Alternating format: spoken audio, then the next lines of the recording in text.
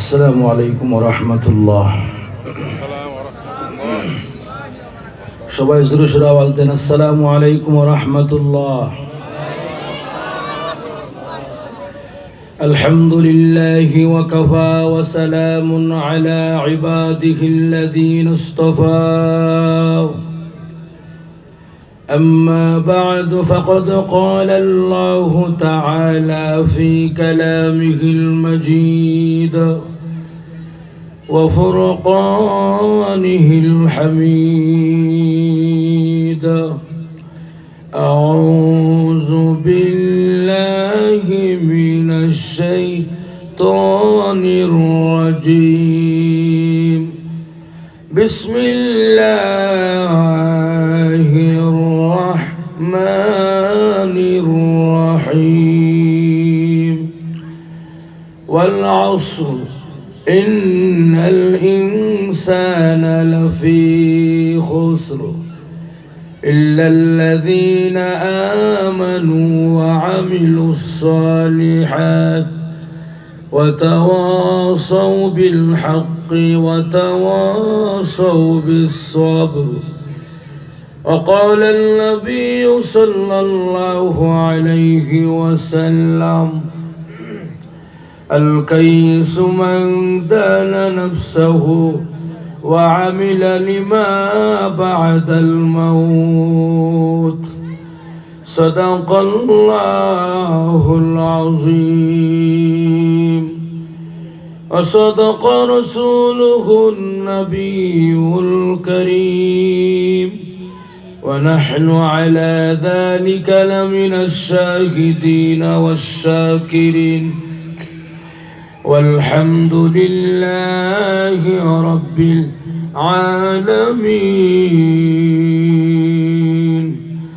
صلى الله على سيدنا ومولانا محمد وعلى آله وأصحابه وبارك وسلم.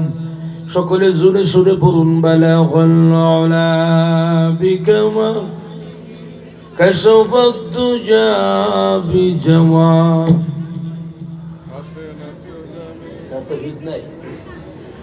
সাল্লু আলাইহি।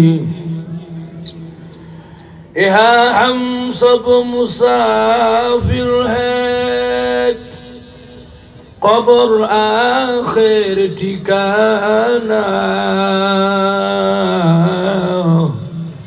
कोई आगे रवाना है, कोई पीछे रवाना। बलगल उला बिकमा कशफत दुजा बिजमालिह हसनत जमीअ। सल्लु अलैहि। জামিয়া ইমদাদিয়া কাসিমুল উলুম মাদ্রাসার হাফেজ ছাত্রদের পাগড়ি প্রদান উপলক্ষে বার্ষিক ইসলামী মহাসম্মেলনের আজকের শেষ দিনের সম্মানিত সভাপতি, আজকের প্রধান অতিথি, বিশেষ অতিথিবৃন্দ, মুআজ্জাজ মুকাররম নবীজি মুহাব্বতের কলিজার টুকরা উলামায়ে কেরাম, দূর দূরান্ত থেকে আগত ইসলাম প্রিয়, কোরআন প্রিয় নওজোয়ান যুবক ভাইয়েরা, সাদা দাড়িওয়ালা মুরব্বীরা, বাসাবাড়িতে পর্দার অন্তরালে অবস্থানরত অবলা সরলা শ্রদ্ধে মা বোনেরা, আল্লাহ রাব্বুল আলামিনের দরবারে শুকর আদায় করছি যে আল্লাহ পাক আমাদের সকলকে প্রতি বৎসরের ন্যায় এবার বৎসরও আল্লাহ পাক আকাশটা ভালো রাখছেন। গত বৎসরও বৃষ্টি হয়েছিল, মনে আছে না আপনাদের? কিন্তু এবার আল্লাহ দয়া মায়া করে বৃষ্টি দেয় নাই। আকাশটা পরিষ্কার পরিচ্ছন্ন এবং সুন্দর পরিবেশ আল্লাহ পাক বসার তৌফিক দিয়েছেন। এজন্য মহান মালিকের দরবারে শ্রদ্ধা জলিত কণ্ঠে ইমানি আওয়াজে আল্লাহ পাকের শুকর গুজার হচ্ছি আলহামদুলিল্লাহ। গত বছর বৃষ্টির মধ্যে বয়ান করছিলাম, কিন্তু আপনারা এত মোহব্বত করেন, কেউ জান নাই কথা বলা। ওজোরে বৃষ্টি পড়ছিল, বৃষ্টির মধ্যে চিল্লাইছি, গলা ভালো আছেন তো?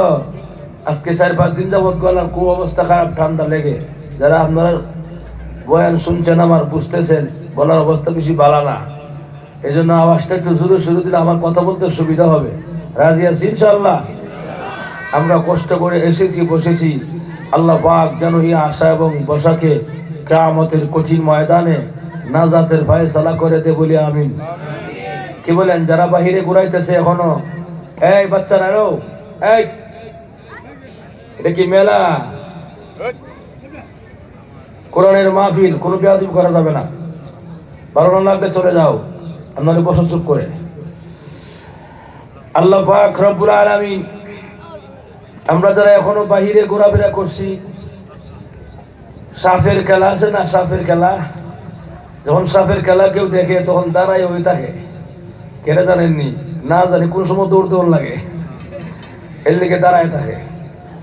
তো এটা তো সাফের খেলা না, এটা কোরআনের খেলা, কোরআনের মেলা, জান্নাতি পরিবেশ। এখানে দৌড় দেওয়ার কোনো সুযোগ নাই। মরল জান্নাতি, মরলে শহীদ, বাঁচলে গাজী। ঠিক কিনা? এই জন্য বাহিরে যারা ঘুরাইতেছেন, মেহরবানি করে চলে আসুন। আজকে শেষ মাহফিল, আবার 1 বছর পরে এই মাহফিল আপনারা কে হায়াতে পাবেন কি পাবেন না গ্যারান্টি নাই। যদি এখানে আসি বসি, নেকের অনেক ফজিলত, একটা নেকের কি পরিমাণ দরকার, কি পরিমাণ প্রয়োজন, একটা এক্সাম্পল দিয়া লাই আধা মিনিটে। সামনে নির্বাচন, তো উদাহরণটা দিলে বুঝতে সুবিধা হবে। মনে করেন আপনাদের আসনের 2 জন লোক প্রার্থী হলো বা 3 জন প্রার্থী হইলো। মনে করেন কেউ একজন দানের শীষ, একজন হাত পাকা, একজন দাড়িপাল্লা, কথার কথা। 3 জন প্রার্থী যখন নির্বাচনে দাঁড়াইলো, ভোটাভুটি শুরু হয়েছে সকাল 8টা থেকে বিকাল 5টা পর্যন্ত। ভোটাভুটিও শেষ, গণাগণিও মোটামুটি শেষ, এক পর্যায়ে শেষের দিকে গণার পরে দেখে 3 জন ব্যক্তি সমান সমান ভোট। খুব খেয়াল করেন, এই যে 3 জন ব্যক্তি সমান সমান ভোট পাইল, 3 জনের একজন কি বলতে পারবে বুক ফোলায়া আমি পাস? কথা বলা কেন? পাস করলে 3 জনই পাস, ফেল করলে 3 জন হয়। এই মুহূর্তে একজন গাজীপুর শ্রীপুরের আনসার রোডের একজন বয়স্ক মুরব্বী আসে লাঠি ভোট দিয়ে ভোট কেন্দ্রে। বাবা রে, আমি তো অসুস্থ মানুষ, আর বাঁচি না মরি ওই কোনো গ্যারান্টি নাই, একটা ভোট দেওয়ার লেগে আসলাম রে বাবা, একটা ভোট দেওয়া যাবে? তো কয়েকজন না না না না যান, আমার সময় নেই। কিন্তু যারা নামাজি পড়ে, নামাজ পড়ে, প্রশাসনের মধ্যে নামাজি লোক আছে না নাই, একটু দয়া মায়া থাকে, তো মুরব্বী আর বাঁচে না মরু, একটা ভোট দেওয়া দেব না, দেন, ঢুকেন তাড়াতাড়ি ভোট দেওয়া বাইরন। এখন আপনাদের কাছে আমার প্রশ্ন, বুঝে শুনে জবাব দিবেন। এই মুরব্বী ভোট কেন্দ্রে ঢোকার পরে 3 জন প্রার্থী যা আছে, হেরার ভিতরে শান্তি না অশান্তি? জোরে কন। কেন? না জানি ভোটটা কারে দিব রে, কথা বলা না জানি কারে দিব। একটা লোক যদি ভোটটা বেশি পাইলা, 5 বছরের ক্ষমতা, কথা বলা। একটা ভোটে পাস, একটা ভোটে তার র্যাঙ্ক বেড়ে যায়, একটা ভোটে তার 5 বছরের ক্ষমতা, একটা ভোটে তার ইজ্জত বাইরে যাবে। অতএব একটা ভোটের কারণে দেখা যায় সবার ভিতরে একটা অশান্তি, না জানি ভোটটা কারে দিব রে, অশান্তি শুরু হয়ে গেছে। বুঝেন একটা ভোটের কি পরিমাণ দাম, যখন ঠিক কিনা? ওই পরিস্থিতির মোকাবেলা যে প্রার্থীরা হয়েছে, সেই প্রার্থী ওই জানে একটা ভোটের কি পরিমাণ দাম, কথা কন।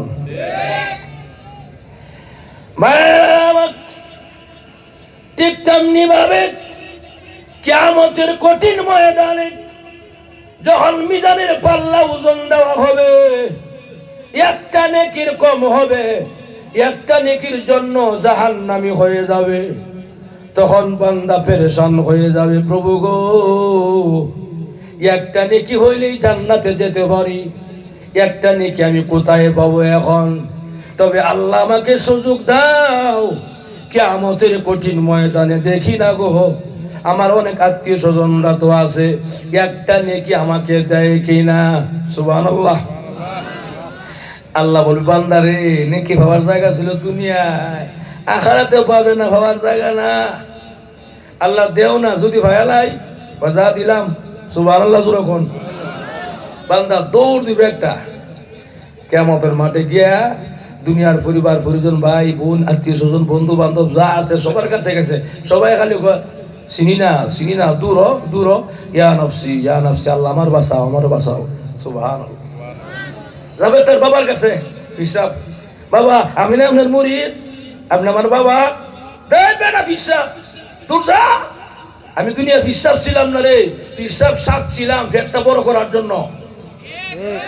আরো যখন আমি হিসাব ছিলাম না রে, ওখান যদিও চিন্তা করিস না, আমি তোর পার করে দিব। আছে না নাই কথা? আসতে কোনো আছে না নাই? বন্ড বাটফাট বন্ড ফির মাজার ফির সব ভরপুর হয়ে গেছে দেশের মধ্যে, মানুষের ইমান হারা করার জন্য যখন ঠিক না। এখন এই অবস্থা, হিসাব করে অসুবিধা নাই, চিন্তা নাই, আমি তোর লাগে আছি, আমি তোর আখিরাতে পার করে দেবো, এই সাহস দে। তখন হিসাব করবো নাফসি নাফসি, আমার অবস্থা কি? আমার কোনো মুরিদ হই নাই, বুঝা কথা কনা। আর কোনো আশা আছে? শেষ পর্যায়ে তবে তার মার কাছে, মা গো আমি না আপনার সন্তান, দুনিয়ার সবাই ফিরে দিল, মা ফিরাই দেন গো, একটা নেকি দেও না গো মা, একটা নেকি হইলি জান্নাতি। মা কইব আমার সন্তান হই নাই, আমার বিয়েও হইছে না। সুবহানাল্লাহ। কে বলেন পরিস্থিতি সহজ না কঠিন? আমার কথা না, কার কথা?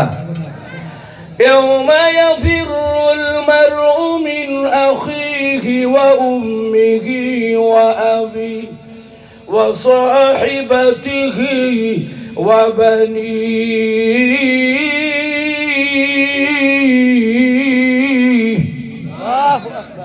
আল্লাহু আকবার কর।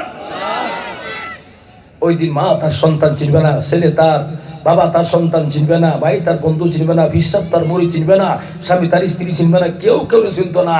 একটাই শব্দ, ইয়া নফসি ইয়া নফসি, আল্লাহ আমারে বাঁচাও, আমারে বাঁচাও। সুবহানাল্লাহ। ওই দিন কেউ কারো বোঝা বহন করবে না। কার কথা? আমার গলা বসা, আয়াত বলতে কষ্ট হয়, এরপর যদি আপনার আওয়াজ দেন আমি বলতে বাধ্য। কি রাজি আছি? আয়াত বলবো, ولا تزر وازرة وزر أخرى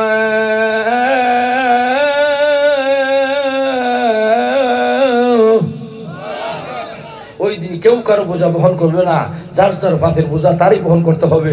যদিও দুনিয়া এখন কয়লা এ করবো সেই করবো, ঘোড়ার ডিম না, যেরকম ঠিক কিনা? যাক বান্দা নেকি পাইছেন আমার কাছেও, আর আশা আছে কোথাও নাই। পুরা কিয়ামতের মাঠটা করছে, কেউ নেকি দিল না, সিনেও না মিয়া। মনটা খারাপ করে আসছে আল্লাহ গেছে, আল্লাহ গেছিলাম নাকি পাইছি না। আল্লাহ কইছিলাম না ভাইতে না। সুবহানাল্লাহ। আমি তোরা আগেও কইছি পাইতে না। এমনি বান্দা মাথাটা নিচ দিক দিয়া চোখটা কান্দা কান্দা ভাবে, ভাষায় বলবে, আল্লাহ তুমি না রহমান। সুবহানাল্লাহ। দুনিয়াতে তো শুনছি রহমান তুমি, রহিম তুমি, তো তোমার বলে দয়া মায় অনেক বেশি, একটা নিকির লাগে আমার মাফ করো জানা।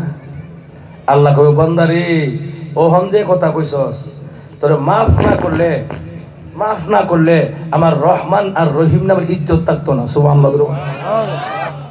এমনি বান্দা পিছন দিক তাকায় দেখে আল্লাহর একজন ফেরেশতা আসছে, একটা কাগজের টুকরা নিয়া কোনে ধরছে, কয়টা কিটা? ওইটা তোমার দুনিয়ার আমল। সুবহানাল্লাহ। আমার আমল? তা আমি তো জাহান্নামে, এত করে আমার তো আমলই নাই, আমারই নেই, অন্য কেউ বলে তোমার আমল নাও। এমনি মুসকে হাসি মেরে বলেন, বিশ্বাস করলাম আমার আমল। ফেরেশতা রে বিশ্বাস করছি আমার, কিন্তু কোন জায়গা করছিলাম, জায়গার নামটা কইলে খুশি হইলাম। সুবহানাল্লাহ। রাত আল্লাহর বান্দা শুনো, ওই যে দুনিয়ার জমিনে গাজীপুর শ্রীপুর আনসার রোডে জামিয়া ইমদাদুল উলুম ইমদাদিয়া কাসিমুল উলুম মাদ্রাসার মাহফিলে বইছিলে রে বান্দা। এই মাহফিলে বসার আমল, আর এই মাহফিলে বসার আমল বান্দা রে, দুনিয়ার কাউকে সন্তুষ্ট করার জন্য এখানে বসো নাই, আরামের ঘুমকে হারাম করে, আরামের বিছানাকে লাথি মেরে, দোকানপাট বন্ধ করে মাহফিলে বসা আসলে আল্লাহর জান্নাতের আশায়, জাহান্নাম থেকে মুক্তির আশায়, আল্লাহর সন্তুষ্টির জন্য, রাসূলের সন্তুষ্টির জন্য। আরে বান্দা, আল্লাহ রাব্বুল আলামিন ওই দিনের বসাকে পছন্দ করে মহান আল্লাহ তোমাকে নেকের পাহাড় দান করেছে। তখন বান্দা আফসোস করবো, আফসোস করে কি বলবে? আল্লাহ আর এক আয়াতে বলেন, সুবহানাল্লাহ, জোরে গোনা, سألهم خزنتها ألم يأتكم نذير। প্রভু, ভুল করেছি।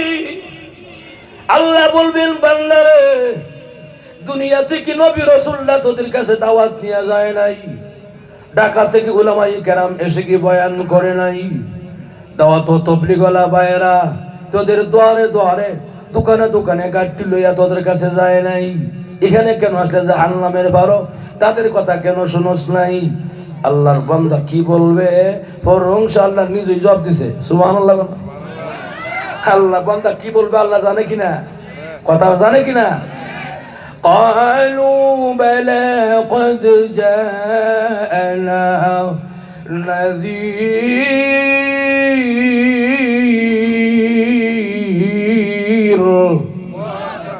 প্রভু, হ্যাঁ, সংবাদদাতা গিয়েছিল, আল্লাহ উলামায়ে কেরাম বয়ান করেছিল, আল্লাহ নবী রাসূল দাওয়াত নিয়ে গিয়েছিল, দাওয়াত ও তাবলীগওয়ালা ভাইয়েরা আমাদের দুয়ারে দুয়ারে, দোকানে দোকানে গিয়েছিল। আমরা গাদ্দি সূরা, বদনা সূরা কয়া তারায়ে দিছিলাম, ঠিক নেই? প্রভু, উলামায়ে কেরাম বয়ান করেছিল, মাইকের আওয়াজ আমার কানে আসছিল, আমি শাস্তলে বসা ছিলাম, টিভির সামনে বসা ছিলাম, আছে না নাই? দুনিয়ার কাজে ব্যস্ত ছিলাম, বেচা কিনার কাজে ব্যস্ত ছিলাম। আল্লাহ, মাইকের আওয়াজ আমার কানে আসছিল, আমি মোবাইল টিপছিলাম, হঠাৎ করে ফোন আসলে, আই লাভ ইউ, আছে না নাই? এখন বুঝেছি আর জীবনে এমন ভুল হবে না গো। আল্লাহ মেহেরবানি করে আবার দুনিয়া পাঠায়া দাও। আল্লাহ বলবে, কাল্লা, কখনো তোমাকে দুনিয়াতে আর পাঠানো হবে, ঠিক কিনা? আর পাঠানো হবে?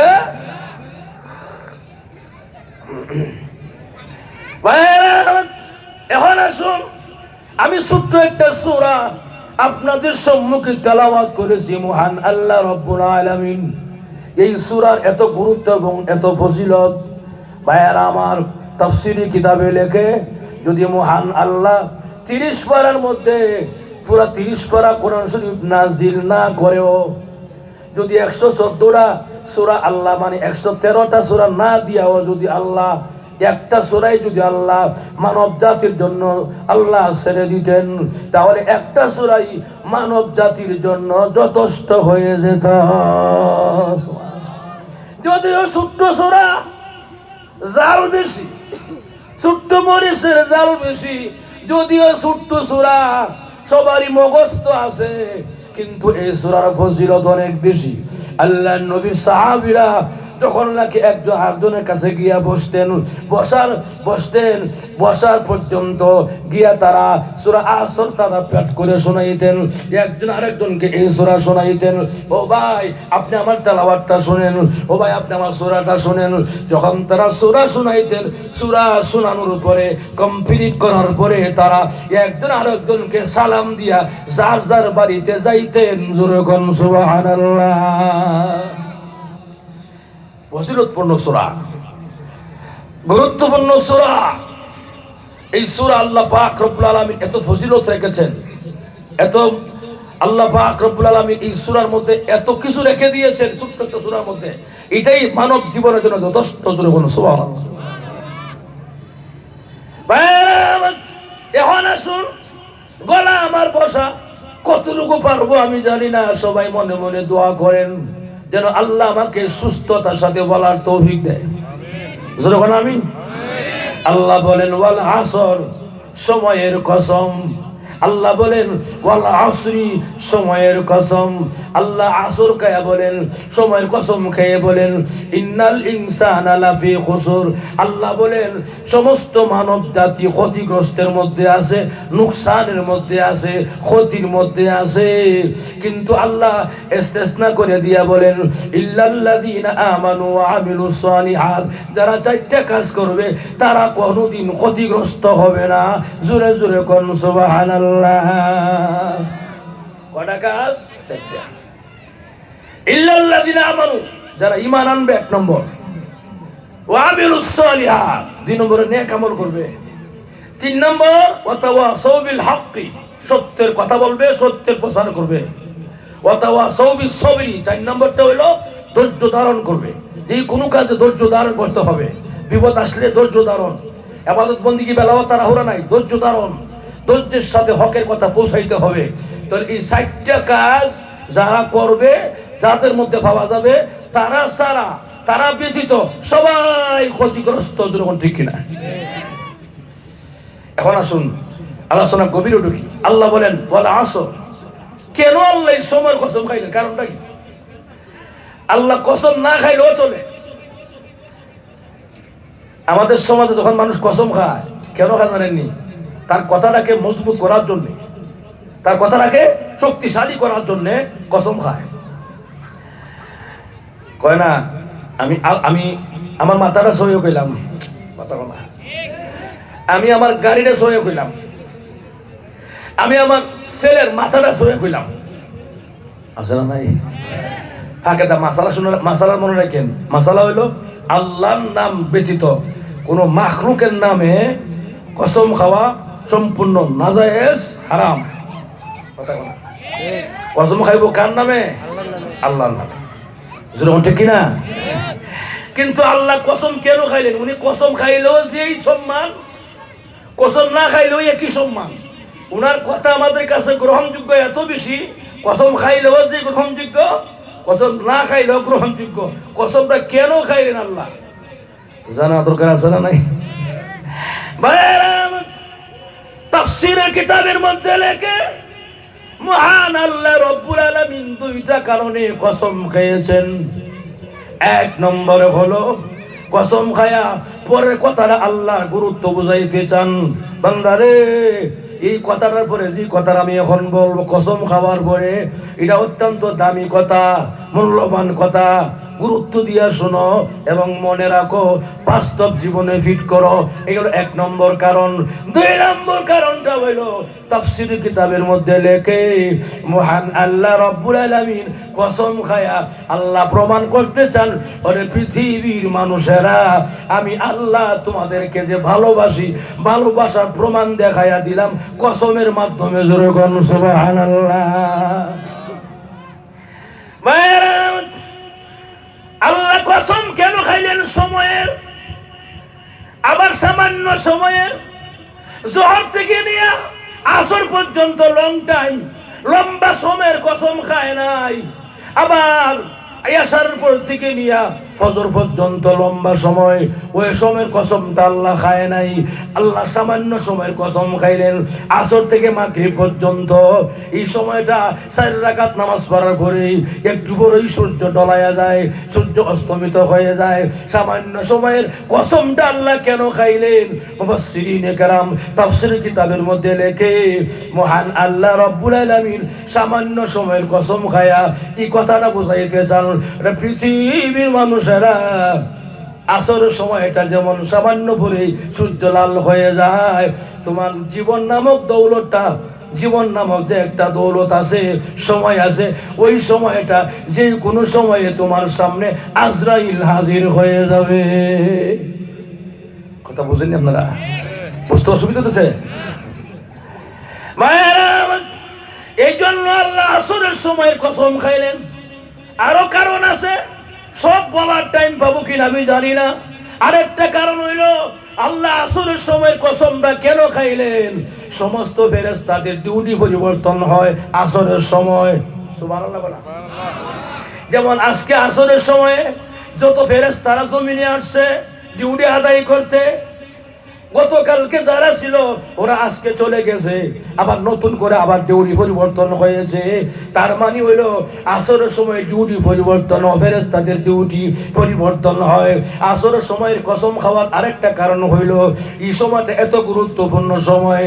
এই সময়ের মধ্যে আসরের সময় থেকে নিয়ে মাগরিবের আগ পর্যন্ত ফেরেশতাদের ডিউটি পরিবর্তন হয়, পালা পরিবর্তন হয়। এবং যখন নাকি ফেরেশতারা চলে যায়, আল্লাহ ডাক জিজ্ঞেস করেন, ডাক দিয়া, রে ফেরেশতারা বলো আমার বান্দাকে কি অবস্থায় রেখে এসেছো? আল্লাহ ওয়াহুম ইউসাল্লুন, তারা আসরের নামাজ পড়ে এই অবস্থায় তোমার বান্দাদেরকে আমরা রেখে আসছি গো আল্লাহ। আবার যখন ফেরেশতারা নতুন নিয়োগ হয়, আল্লাহ ডাক দিয়ে জিজ্ঞাসা করেন, কিরে ফেরেশতারা আমার বান্দাকে কোন হালতে পেয়েছো, কি অবস্থায় পেয়েছো? তখন ফেরেশতারা জবাব দেয়, আল্লাহ ওয়াহুম ইউসাল্লুনা, আমরা এসে পাইছি তোমার বান্দারা তোমার কুদরতি কদমে সাজদা দিয়েছে। এই জন্য আল্লাহ পাক সূরা আসরের কসম খাইছে। আসরের গুরুত্ব অনেক বেশি। একজন সাহাবীর কাছে, একজন সাহাবী রাসূলের কাছে গিয়ে বলেন, গ্রাম্য লোক, গ্রাম্য গিয়ে কয়, হুজুর আমার কোন নামাজ পড়তে ভালো লাগে না, কোনো নামাজ পড়তে ভালো লাগে না। রাসূল কয়, তুমি ইসাল্লুন আল আসরাইন, তুমি দুই আসর নামাজটা আগে পড়ো। দুই আসর মানে একটা আসর হলো যেটা আমরা পড়ি আসরের নামাজ, আর একটা বলেছে ফজরের নামাজ। ফজরকে আসর বোঝাই আছেন, তাহলে তুমি দুই নামাজ পড়ো। রাসূলের ইচ্ছা হইলো দুইটা নামাজ পড়তে পারলে বাকি তিন ওয়াক্ত সে অনায়াসে পড়বে। কথা বলা কেন বলে, ফজরের সময়ে এই সময়টা ঘুমের টাইম, যে একটা মজা লাগে ঘুমটা। কথা বলা শীতের রাত থেকে আর উঠতে মন চায়, এই সময়টা অবহেলার সময়, ঘুমের সময়, শয়তান ঘুম কুপ্তা পাইয়া দেয়। আর এসার সময়টা কাজে কর্মে এবং কাজ কাম থেকে ফারেক হয়ে যখন আসে, খাবার দাবার খায়, এমনি ক্লান্ত হয়ে যায়, ঘুমায় যায়। এই দুইটা সময় অত্যন্ত গুরুত্বপূর্ণ দিয়ে আল্লাহ রাসূল বলেছেন, যদি কোনো পুরুষ মানুষ এশারের নামাজ জামাতের সঙ্গে আদায় করে এবং ফজরের নামাজ জামাতের সঙ্গে আদায় করে, মহান আল্লাহ তাকে সারা রাত দাঁড়ায়া নফল বন্দিকে সব দিবে। ভাইয়েরা আমার, এই জন্য এশা এবং ফজর এই দুইটা নামাজের গুরুত্ব অনেক বেশি। আবার অনেকে বলবো যে হুজুর তিন ওয়াক্ত নামাজকে বাদ নেই, বলে বাদ না, পাঁচ ওয়াক্ত নামাজ ফরজ, বাকি দুই ওয়াক্ত আলাদা করে কেন বলা হয়েছে? দুই ওয়াক্ত সময় অবহেলা বেশি। কথা বলা এই জন্য আল্লাহ রাব্বুল আলামিন বলেন, আসরের সময়ের কসম, ওয়াল আসর, সময়ের কসম। আমরা এই পর্যন্ত শুনলাম সূরা আসরের তরজমা। এখন আসুন, সূরা আসরটা নাযিল হলো কেন, এর কারণটা কি? এর কারণটা শুনলে আলোচনাটা বুঝতে আরো ফানির মতো সোজা লাগবো।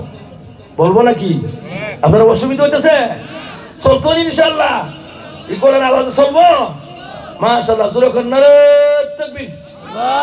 সবাই হাতটা উঠাই দেন, মেহরবানি করে আওয়াজটা জোরে দেন, আমার মতো না, সবাই জোরে জোরে নারে তাকবীর। আকাশ বাতাস কাঁপাইয়া দেন, যাতে বাইরে যারা আছে এরকম বাপরে কত হাজার লোক হইছে। কথা বলা নারে তাকবীর। কোরআন সুন্নাহর আলো, কোরআন হাদিস যেখানে আমরা আছি সেখানে, আলেম ওলামা যেখানে আমরা আছি সেখানে, কাদিয়ানি যেখানে, বন্ড বাবা যেখানে, নারে তাকবীর। মাশাআল্লাহ, শয়তান দূর হইছে, অনেকটা পরিবেশ হইছে। যেরকম ঠিক কিনা? পরিবেশ ছাড়া সবসময় হাজার হাজার লাখ লাখ লোক দিকে অভ্যাস।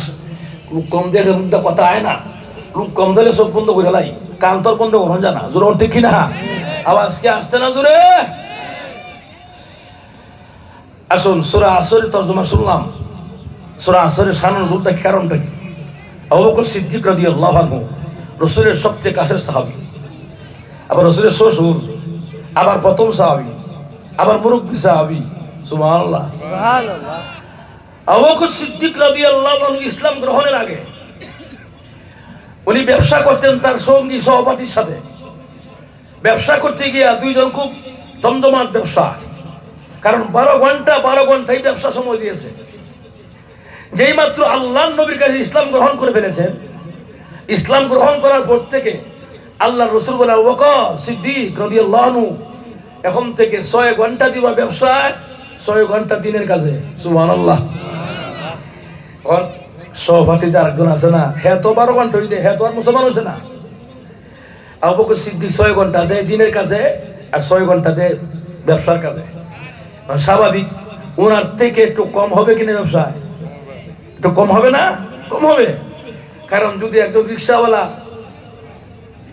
সকাল 8টায় বের হয়েছে, আরেকজন রিক্সাওয়ালা সকাল 8টা বের হয়েছে, একজন নামাজি একজন বেনামাজি, তো একজনে যদি 4 ওয়াক্ত নামাজ পড়ে জোহর আসর মাগরিব এশা যদি 1 ওয়াক্ত ফন্ডমিন করে হয় তাহলে 1 ঘন্টা নাই। কথা কোনা 4 ওয়াক্ত নামাজ ফন্ডমিন করলে কত হয়? 1 ঘন্টা সময় নাই। 1 ঘন্টা সময় একটু কম ডিউটি করতে পারলো, রিক্সাটা কম চালাইতে পারলো, এই জন্য ওনার হয়তো 200 টাকা কম হবে। কথা কোনা। আর যেভাবে নামাজ পড়ে নাই, 1 ঘন্টা নামাজের সময় নষ্ট হয় নাই, 200 টাকা বেশি পাবে, এটা স্বাভাবিক। কথা কোনা। আল্লাহর জন্য আখিরাতের জন্য একটু ক্ষতি হইলো আল্লাহ পাক আবার অন্যদিকে বরকত দিয়ে দেয়। যেরকম ঠিক কিনা? আর রিক্সাওয়ালা কয়, রে বেনামাজিরা কয়, নামাজ ফরজ, তুই নামাজ পড়া কিতাব পড়ছ, দেখ নামাজ দাবার 200 টাকা বেশি, আমি ডেলি 1000 টাকা কামাই, 800 টাকা তোর আর আমার 1000 টাকা, তো 200 টাকা কম হয়েছে বেটা, কি নামাজ পড়ে কি আগ পাইলো তোর? এই কথা বলে। স্বাভাবিক নামাজ পড়লে 5 ওয়াক্তের নামাজ যদি ডিউটি করে, যদি সে কাজ কাম করে, একটু সময় নষ্ট হবে আখিরাতের জন্য। এটা আমরা করতে রাজি আছি না ইনশাআল্লাহ? আল্লাহ সবাই তৌফিক তো কোন আমিন। তা আবু বকর সিদ্দিক 6 ঘন্টা দেয় ব্যবসার কাজে আর 6 ঘন্টা দেয় দিনের কাজে। এই অবস্থা শুরু হয়েছে, কিন্তু এক পর্যায়ে দেখা যায় আরো 6 ঘন্টা থেকে 3 ঘন্টা দেয় দিনের কাজে, মানে 9 ঘন্টা। 9 ঘন্টা দেয় দিনের কাজে, 3 ঘন্টা দেয় কিসের কাজে? ব্যবসার কাজে। এখন তো দিন দিন অবস্থা আরো খারাপ, মানে একদম শেষ। কারণ ব্যবসার সময় নাই তো, ওনার দুনিয়া দিন নিয়ে ব্যস্ত, আখিরাত নিয়ে ব্যস্ত, মানুষের দাওয়াতের কাজে ব্যস্ত। এখন সাথে ব্যবসায়ী কয়, আবু বকর সব গেল তোমার গুল্লায়, সব ক্ষতি হয়ে গেল, তোমার ক্ষতিগ্রস্ত হয়ে গেল। আমি আজকে তোমার সাথে ব্যবসায়ী, আমার দোকান পাট সব ঠিক আছে, তোমার ব্যবসা তো সবই যাচ্ছে, এখন তোমার ব্যবসার পণ্য মাল বেচার পালা চলে আসছে, তুমি আর কি করবা? নামাজ পড়া দিনের দাওয়াত দিয়া কি হইলো? তোমার সব তো ক্ষতি হইল। নাউজুবিল্লাহ বলা। দেখবেন 1-2 জন ব্যবসায়ী পাশাপাশি, একজন ব্যবসায়ী যদি 40 দিন লাগে চিল্লা জায়গা, পরের ব্যবসায়ী পাশের ব্যবসায়ী দিয়ে খুশি, ও কথা বলা ভালো হয়েছে গেছে, 40টা দিন ব্যবসাটা করলে ভালো করে। কথা বলা।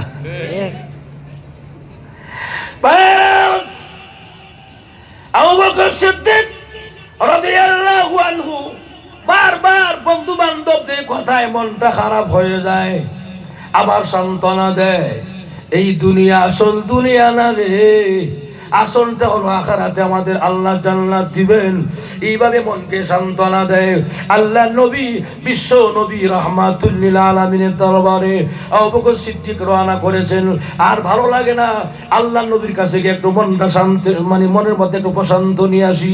ভাইয়েরা আমার, যখন নাকি রওনা করলেন রাসূলের কাছে যাবেন, যাওয়ার সময় আরেক ঘটনা, ও কি ঘটনা দেখে, উমাইয়া ইবনে খলফ, উমাইয়া ইবনে খলফ যে বেলালের মালিক যে ছিল, হাবশি, বিলালে হাবশির মালিক, বিলালে হাবশিকে এত নির্যাতন করে, এত নিপীড়ন করে তার সামনে দিয়া করতেছে, আবু বকর সিদ্দিকের সামনে দিয়া, আর সহ্য করতে পারলেন না। আবু বকর সিদ্দিক বলেন, তুমি মালিক হইছো, এই জন্য গোলাম রে এমন মারামারি করবে, এটা কোনো বিধানের মধ্যে নাই, কোনো নিয়মের মধ্যে নাই। এমনি উমাইয়া ইবনে খলফ বলে, আমার গোলাম টাকা দেয়, আমি মারলে আমি মারবো, তোমার কি? তোমারে তোমায় লাগে কিনা লয়ে যাও। কথা বলা। এমনি আবু বকর সিদ্দিকের জন্য চিন্তা করে, ব্যবসাও নাই, টাকাও কম, কেমনি কি করি? আচ্ছা বলেন মালিক কত? সুবহানাল্লাহ না ইমানি জজবা ইমানি, কথা কোন ঠিক কিনা? বলেন মালিক কত? তোমার গোলামের দাম কত বলো? যে দাম কইছে এই দাম দিয়ে আরো 3টা গোলাম কিনন যায়। কম কইছে না বেশি কইছে? আপনারা কথা বুঝেন না? আমার কম কইছে না বেশি কইছে? এই যে দাম কইছে গোলামের, এই দাম থেকে আরো 3 গোলাম কিনন যায় এই দাম দিয়া, এত বেশি কইছে। আবু বকর সিদ্দিকের দাম তো বেশি কইছে না, ঘটনা কি? নিলে নেও, না নিলে যাও। আবু বকর সিদ্দিক কি করলেন? যত সম্পদ সায় সম্পদ আসিল সব নিয়ে এসে ব্যবসায়িক মাল সব বিক্রি করে নিজের থেকে পকেট থেকে টাকা মিলায়া আবু বকর হযরত বিলাল হাবশী রাদিয়াল্লাহু তাআলা আনহুকে ক্রয় করলেন। নাও তোমার টাকা, বিলালকে আমার কাছে ছাড়াও। আর ঘোষণা দিলেন, বিলাল আজকে থেকে আবু বকর সিদ্দিক রাদিয়াল্লাহু আনহু তোমাকে আজাদ করলাম। যখন সুবহানাল্লাহ। একদিকে ব্যবসায়িক চিন্তা, আর একদিকে বন্ধু-বান্ধব কথার চিন্তা, আবার এই উমাইয়া ইবনে খলফ বেলালের মালিকের চিন্তা, সব দিকে মিলাই উনি ভালো প্যারার মধ্যে আছে। এরপরও ইমানের দিকটা দুর্বল নাই। সুবহানাল্লাহ জোরে না ভাইরা আমার। আবু বকর সিদ্দিক রাদিয়াল্লাহু আনহু এই মালিক থেকে আজাদ কইরা দিয়া দিলেন। এখন আবু বকর সিদ্দিক রওনা করছে রাসূলের কাছে যাওয়ার লাগা। রাসূলের কাছে যাওয়ার আগে ওই খবর পৌঁছে গেছে, ইয়া রাসূলুল্লাহ, আপনার বিলাল হাবশীকে আবু বকর সিদ্দিক আজকে দ্বিগুণ টাকার বিনিময়ে আজকে আজাদ করতে। কোন সুবহানাল্লাহ। রাসূল দিয়া তো খুশি হইছে, রাসূলের চোখ দিয়ে আনন্দের পানি চলে আসছে। আল্লাহু আকবার। আর রাসূল অপেক্ষা আছে, আবু বকর কেন আসে না, তাড়াতাড়ি আসে না কেন? আবু বকর সিদ্দিক রাদিয়াল্লাহু তাআলা আনহু বিষণ্ণ মন নিয়ে আল্লাহর নবীর দরবারে চলে গেলেন। কাছাকাছি যখন গেলেন, এমনি আল্লাহর নবী, বিশ্ব নবী মুস্কি হাসি মেরে বলেন, আবু বকর আসনি তুমি? আসো, তোমার সাথে আমার জরুরি কথা আছে। সুবহানাল্লাহ বলা।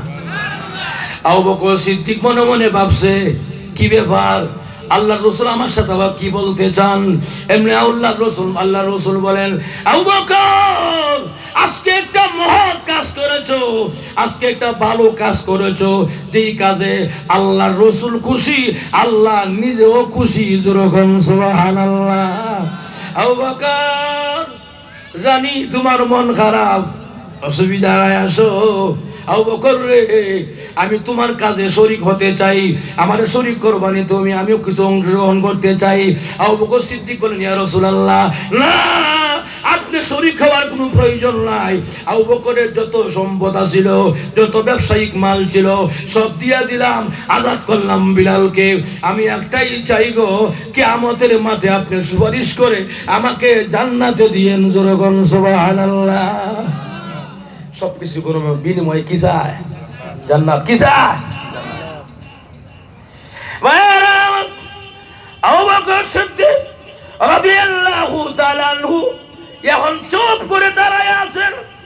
একটু বড়ই দেখা যায় বিলাল হাবশী রাদিয়াল্লাহু তাআলা আনহু রক্ত মাখা শরীরে রক্ত মুছে আর ঘামগুলো ময়লা মুছতেছে, আর আল্লাহ নবী দরবারে গিয়ে হাজির হয়ে বলেন, আসসালাতু ওয়াসসালামু আলাইকা ইয়া রাসূলুল্লাহ, ইয়া হাবিবাল্লাহ। আল্লাহর নবী গো, আপনার আবু বকর সিদ্দিক আজকে আমাকে আজাদ করে দিয়েছেন। রাসূলকে আমি সবই জানি। আসো, আবু বকর সিদ্দিক তোমার আজাদ করে দিয়েছেন, অসুবিধা নাই। আসো, তুমি আসলে আজকে আজাদ হয়ে গেলাই। এমনি আবু বকর সিদ্দিক রাদিয়াল্লাহু আনহু বলেন, আগে নবীজি আজাদ করেছি, আপনার কাছে দিয়া দিলাম গো নবী, আপনার কাছে আপনি তাকে লাগাতে পারেন। ভাইয়ারা আমার, এমনি বিলাল রাদিয়াল্লাহু আনহু বলেন, ইয়া রাসূলুল্লাহ, আজাদ হতে পারি গো, বাকি জীবনটা মৃত্যু পর্যন্ত আপনার কদমে কাটাইতে চাই। জোরে কোন সুবহানাল্লাহ। ভাইয়ারা আমার, তাহলে আসুন, আবু বকর সিদ্দিক বলেন, ইয়া রাসূলুল্লাহ, আমি একটা কথা বলতে আসছিলাম, আপনার কাছে রওনা করছিলাম, রাস্তায় এমন করোনা করতে গেল। বলে, কি বলতে চাও বলো? আবু বকর সিদ্দিক বলেন, ইয়া রাসূলুল্লাহ, আমার পাশের ব্যবসায়ী তো অনেক বড় লোক হয়ে গেছে, ব্যবসা লাভবান হয়ে গেছে, দ্বিগুণ ব্যবসা তার, জমজমাট ব্যবসা তার, আর আবার আমাকে শরম দে আর ধিক্কার দেয়। আবু বকর তুমি ক্ষতিগ্রস্ত হয়ে গেলায়, আবু বকর তুমি সব লোকসান হয়ে গেলায়, সবকিছু হয়ে গেলা। আমি জানতে চাই, আসলে কি আমি ক্ষতিগ্রস্ত নাকি গো নবী? আসলে ক্ষতিগ্রস্ত নাকি? এই কথাটা শোনার পরে আল্লাহর নবী, বিশ্ব নবী রাহমাতুল লিল আলামিন আবু বকরকে শান্তির বাণী শোনায়া দিবেন, জবাবটা দিয়া দিবেন। এই মুহূর্তে শুনে জিবরাইল আসার গুনগুন আওয়াজ শোনা যায়। সুবহানাল্লাহ জোরে কইতেন না? গলা বসা দিকে কি আপনার অসুবিধা হচ্ছে? ভাইয়ের আমার, জিবরাইল আসার গুনগুন আওয়াজ শোনা যায়। রাসূল কো ব্যাপারটা কি? ওহন জিবরাইল আকের লেগে নিশ্চয় কোন কারণ আছে, দাঁড়াও দেখি। সুবহানাল্লাহ। জিবরাইল আলাইহিস সালাতু ওয়াস সালাম উনি এরকম দেখা যায় গুনগুন সুরে এসে ঘন্টার আওয়াজ শোনা যায়। আল্লাহর নবী কানে কানে এসে বলেন, আল্লাহর নবী গো, আবু বকরের সান্ত্বনা দিবেন, আপনি কি দিয়া দিবেন গো নবীজি? স্বয়ং মহান আল্লাহ আবু বকরের মানে উদ্দেশ্য করে সূরা আসর নাজিল করেছে। ওয়াল আসর ইল্লাল ইনসানা লাফি খুসর। আল্লাহু আকবার। আল্লাহ আমাকে সূরাটা দিয়ে পাঠাইয়া দিয়েছেন। ওয়াল আসর, সময়ের কসম করে আল্লাহ, আসরের সময়ের কসম করে আল্লাহ বলতে চান সবাই ক্ষতিগ্রস্ত, সবাই ক্ষতিগ্রস্ত, সবাই ক্ষতিগ্রস্ত। কিন্তু আবু বকরের মতো যারা ঈমান আনবে, আমল করবে, সৎ কাজ করবে, দ্বীনের দাওয়াত দিবে, ধৈর্য ধরবে, তারাই হলো সফল কাম। সফল কাম আবু বকর সিদ্দিক, দুনিয়াও সফল, আখিরাতও সফল। জোরে বলুন সুবহানাল্লাহ। এই পর্যন্ত আমি বললাম শুধু সূরার তরজমা আর সূরা শান নজুল, আর অনেক ব্যাখ্যা। অসুবিধা আছে না ভাইয়ার আমার?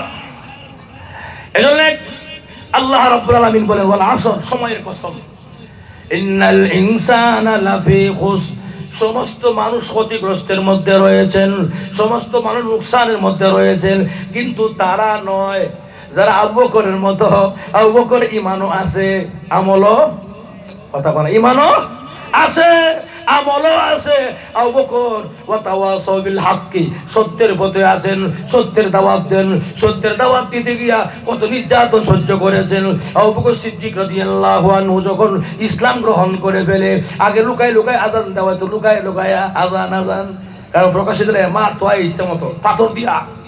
কিন্তু আবু বকর সিদ্দিক যখন নাকি ইসলাম গ্রহণ করলেন, কাবার প্রান্তরে আর লুকায় আজান চলবে না গো রাসূল, আমি আবু বকর ইসলাম গ্রহণ করে ফেলেছি, এখন থেকে জোরে জোরে আজান দেন, দেখি কোন মারফত আছে আমার সামনে আসুক। জোরে বলুন সুবহানাল্লাহ।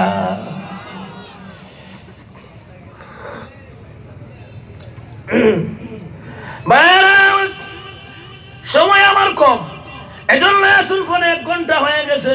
এই জন্য আল্লাহ রাব্বুল আলামিন আমার তেলাওয়াতকৃত আয়াতে বলেন, ইল্লাল্লাযীনা আমানু ওয়া আমিলুস সালিহাত, যারা ঈমান আনবে এবং নেক আমল করবে। ঈমান দরকার আসেনি? ঈমান যদি না হয়, ঈমান যদি না থাকে, নবীর বাপ হইল খাতির নাই। আর লেখা আমরা সমাজ আছে একদল, রে নামাজ না পড়লো ঈমান ঠিক আছে, কথা কথা আছে না নাই? বাটফা বন্ড, কথা কন। নামাজ না হলো কি ঠিক আছে? ঈমান ঠিক আছে, নাউযুবিল্লাহ কোন। নামাজ নাই, রোজা নাই, মারে ফটো আছে, মারে ফটো না মরবার ফটো। হাসির কথা মনে হয়েছে, 1 মিনিটে বলতে আপনি। আপনারা শ্রীপুরের ইমাম সাহেব বয়ান করতেছে জুমা সবরাতের রাত্রিতে, সবরাতের রাত্রে বয়ান হয় না? ও আমার মুসল্লিরা, আজকে এমন একটা রাত্র, যে রাত্রিতে আল্লাহ প্রথম আসমানে আসেন এবং ডাকেন, কি লাগবে চাও বলো, আমি আল্লাহ দিয়ে দিব। হালমিন সাইলিন হালিমিন মুস্তাগফিরিন, এই ওয়াজটা হুজুরে করছে। কিন্তু আনসার রোডে যে একবারে নামাজ সেরাগালি ভাই, সেরাগালি কেউ আসেনি না? হ্যাঁ, বাচ্চা গেছে। আর না থাকলে অসুবিধা নাই, তো আমি উদাহরণ দিচ্ছি, এখন নাম কইছি না। সেরাগালি ভাই হুজুর ওয়াজ শুনছে। সেরাগালি ভাই একটা বৈশিষ্ট্য শুনেন, সেরাগালি ভাই একটা বৈশিষ্ট্য হইলো, গুণ হইলো, বছরে 2 দিন নামাজ পড়ে।